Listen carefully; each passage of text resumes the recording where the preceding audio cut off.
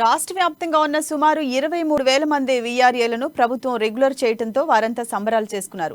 పెద్దపల్లి జిల్లా రామగుండం తహసీల్దార్ కార్యాలయం ఎదుట సీఎం కేసీఆర్ చిత్రపటానికి పాలాభిషేకం చేశారు. చాలని జీతాలతో ఇబ్బందులు పడుతున్న తమకు ఉద్యోగ భద్రతతో పాటు పే స్కేల్ ఇచ్చేందుకు ప్రభుత్వం అంగీకరించడం సంతోషంగా ఉందని వీఆర్ఏలు ఆనందాన్ని వ్యక్తం చేశారు. తమ గోడును విన్న సీఎం కేసీఆర్ కేబినెట్ లో చర్చించి క్రమబద్ధీకరణతో పాటు మెరుగైన వేతనాన్ని అందించాలని నిర్ణయం తీసుకోవడం సంతోషంగా ఉందన్నారు. చాలా జీతంతోనే బతుకుతున్నాము.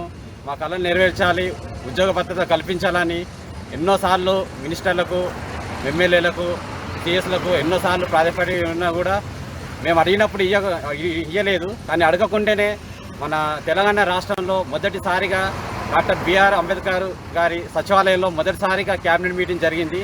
అంబేద్కర్ గారి పేరు మీటింగ్లో జరిగినందుకు మొదటిసారిగా అంబేద్కర్ పేరు గుర్తించిన విధంగా రాష్ట్ర వ్యాప్తంగా ఉన్న వీఆర్ఏలకు న్యాయం చేకూర్చేలా చేసినందుకు సీఎం కేసీఆర్కి వందనాలు.